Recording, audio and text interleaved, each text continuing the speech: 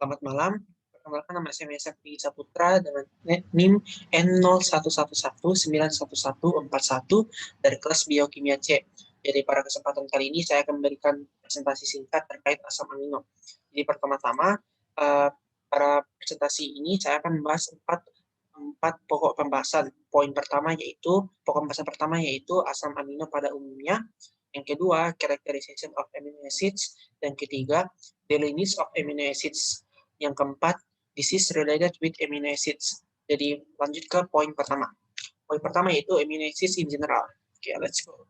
Jadi pada pokok pembahasan pertama ini, pertama-tama kita harus mengetahui apakah yang dimaksud dari asam amino. Jadi asam amino ini merupakan satu kelompok molekul organik yang mengandung gugus molekul amina atau NH2 yang mengandung yang bersifat basa dan gugus molekul karboksil atau COOH yang bersifat asam, dan grup alkil atau R yang berbeda-beda bentuknya asam amino. Jadi jika kita lihat pada gambar di samping kanan ini, terdapat satu gugus karboksil, satu gugus amina, dan satu grup alkil. Nah, grup alkil ini atau R yang berwarna hijau ini merupakan pembeda antara tiap asam amino. Jadi, tiap asam amino, 20 asam amino yang penyusun protein, memiliki masing-masing memiliki grup R yang berbeda-beda. Sama seperti pada contoh di bawah ini, pada gambar di bawah ini kita dapat melihat terdapat 5 asam amino, yaitu glisin, cysteine, tirosin, lisin, dan asam glutamat. Jika dibandingkan antara glisin dan cysteine, pada glisin tidak memiliki gugus R, sedangkan pada cysteine dia memiliki grup R, yaitu CH2 dan SH. Begitu pula dengan asam amino ketiga lainnya. Lanjut. Nah, pada slide ini kita akan membahas terkait sifat-sifat dari asam amino. Jadi berdasarkan sifat asam amino, saya dapat menarik kesimpulan bahwa terdapat 4 sifat asam amino. Yang pertama yaitu asam amino larut dalam air dan pelarut polar lain, tetapi tidak larut dalam pelarut non-polar seperti dietil ether atau benzena ataupun kloroform dan pelarut non-polar lainnya. Yang kedua, asam amino memiliki molekul dengan momen dipol yang besar.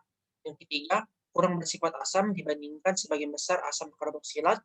Yang keempat, kurang basa jika dibandingkan dengan sebagian besar gugus amina pada umumnya.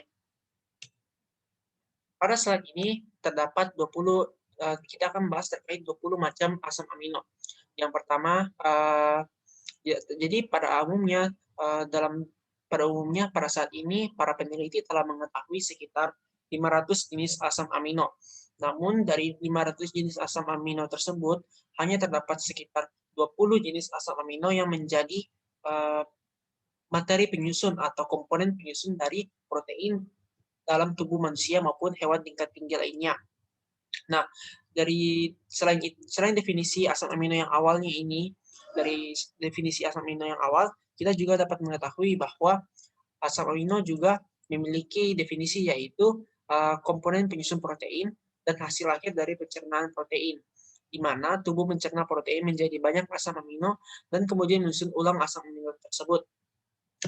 Nah, 20 macam asam amino yang telah diketahui merupakan penyusun dari protein, yaitu yang pertama alanin, arginin, asparagin, asam aspartat, cysteine, glutamin, asam glutamat, lisin, histidin, isoleusin, leusin, metionin, fenilalanin, prolin, serin, treonin, triptofan, tirosin, dan yang terakhir yaitu valin.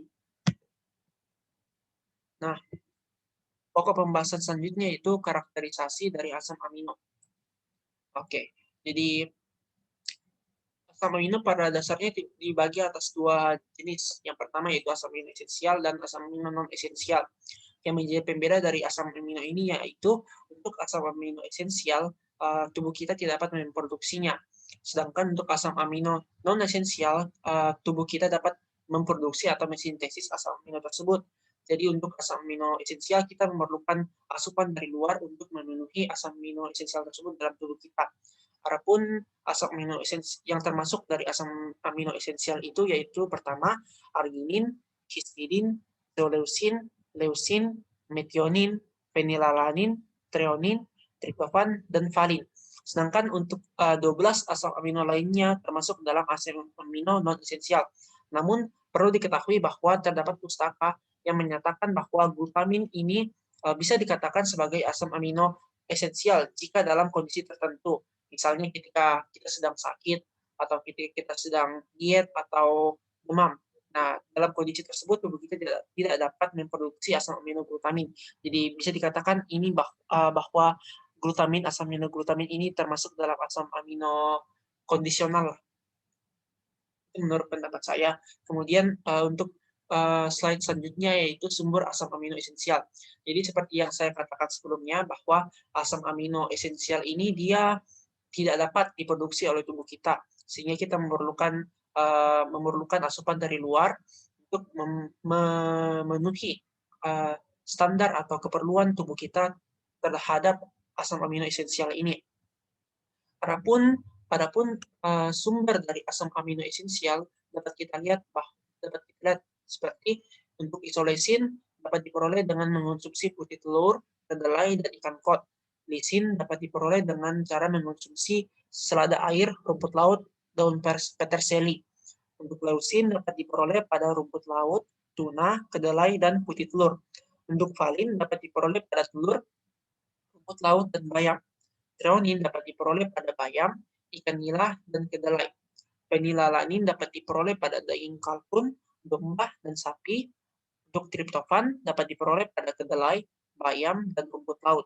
Sedangkan untuk metionin dapat diperoleh pada lobster, putih telur, dan tuna.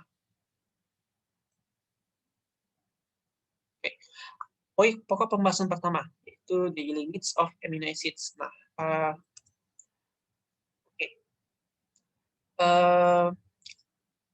sama seperti yang saya katakan berulang kali, bahwa asam amino esensial ini tidak dapat diproduksi dalam tubuh kita. Namun yang menjadi pertanyaannya, berapakah kadar asam amino esensial yang diperlukan oleh tubuh kita? Jadi seperti yang kita ketahui, kebutuhan akan asam amino esensial dalam jumlah dan komposisi yang tetap itu untuk setiap orang dapat kita simpulkan berbeda-beda. Mengapa saya katakan berbeda-beda? Karena misalnya begini, kebutuhan asam amino untuk bayi, anak-anak, dan juga terhadap jika dibandingkan dengan kebutuhan asam amino esensial orang dewasa pasti berbeda-beda. Begitu pula jika kita berpatokan antara gender, antara pria dan wanita pasti juga berbeda-beda.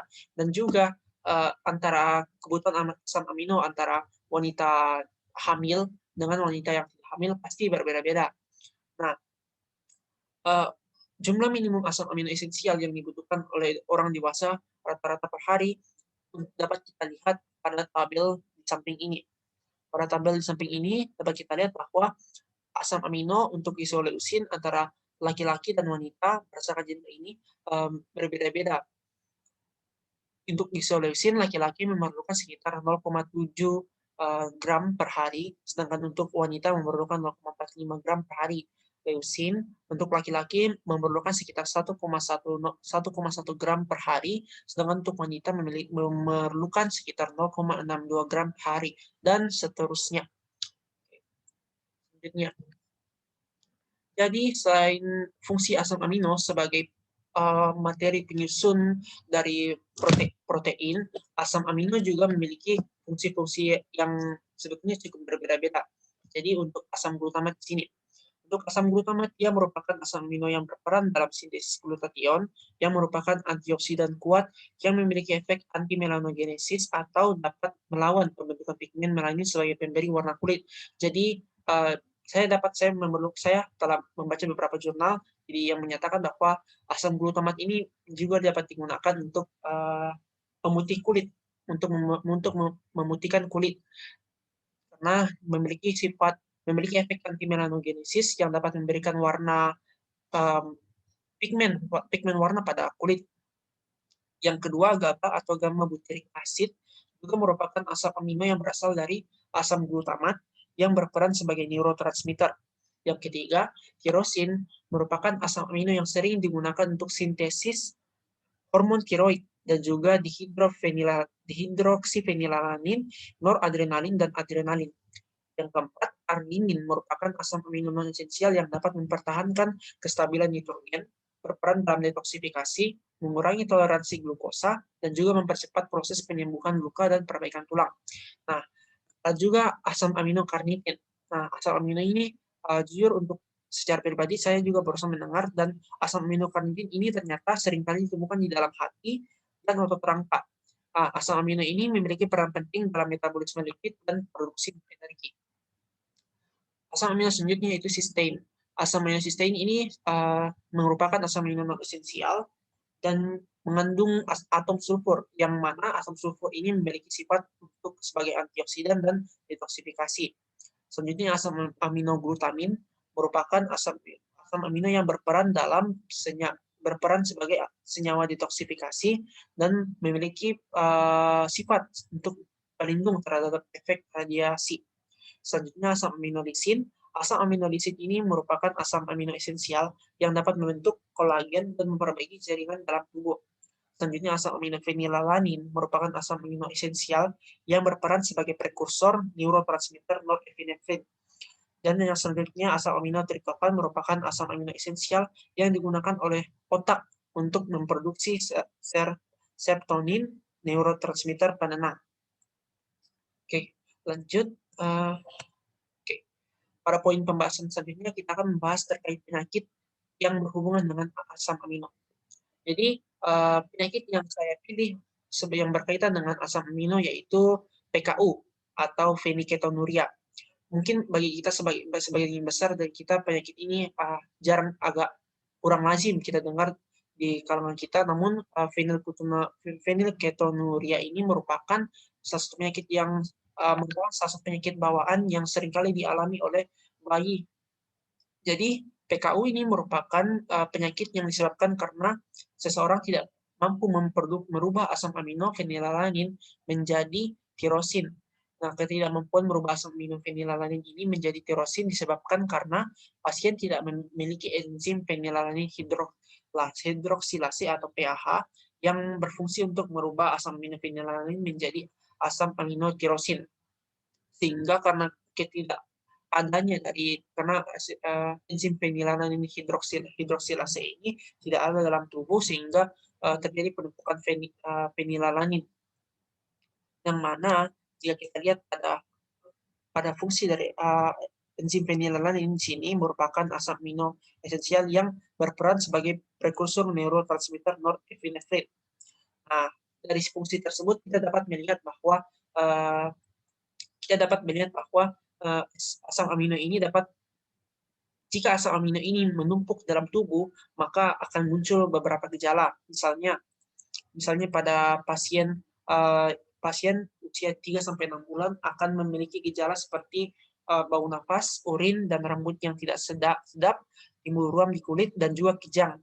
Nah, kejang ini merupakan efek dari fenilalanin, fungsi dari fenilalanin yang merupakan prekursor neurotransmitter norepinefrin. Oke. Nah, sedangkan kita perlu mengetahui bahwa kadar fenilalanin yang umum yaitu sekitar 300 sampai 1000 mg fenilalanin per 100 ml. Sedangkan pada orang normal hanya sekitar 30 mg fenilalanin per 100 ml. Maksud saya kadar fenilalanin yang 300 sampai 1000 mg. Kadar fenilalanin 300 sampai 1000 mg ini merupakan kadar fenilalanin yang ditemukan pada pasien penderita PKU. Sedangkan orang normal itu hanya memiliki kadar fenilalanin sekitar 30 mg per 100 ml. Jadi sekitar 10 kali dari kadar orang normal. Jadi pasien yang memiliki kondisi PKU akan memiliki kadar fenilalanin 10 kali dari kadar orang normal. Nah, mekanisme dari fenilalanin ini dapat kita lihat. Jadi phenylketonuria atau PKU ini seperti yang kita lihat tadi bahwa disebabkan karena penderita tidak memiliki enzim PAH. Nah, mengapa bisa enzim PAH dalam tubuh ini tidak ada? Karena terjadi mutasi pada gen kromosom 12. Nah, gen pengkode protein yang disebut PAH atau fenilalanin hidroksilase adalah sebuah enzim dalam liver. Nah, seperti yang kita ketahui, enzim ini bertugas untuk memecah asam amino fenilalanin menjadi produk lain yang dibutuhkan tubuh, yaitu enzim tirosin. Nah, pada saat gen ini atau gen kromosom 12 ini mengalami mutasi, maka bentuk dari enzim PAH akan berubah dan menjadi tidak mampu untuk memecah fenilalanin dengan tepat. Jadi sebenarnya enzim PAH dalam tubuh ini ada, namun karena mengalami mutasi sehingga enzim ini tidak dapat memecah fenilalanin dengan baik. Nah, karena fenilalanin tidak dapat dipecah oleh tubuh sehingga fenilalanin mengalami penumpukan dalam aliran darah dan menjadi racun dalam tubuh.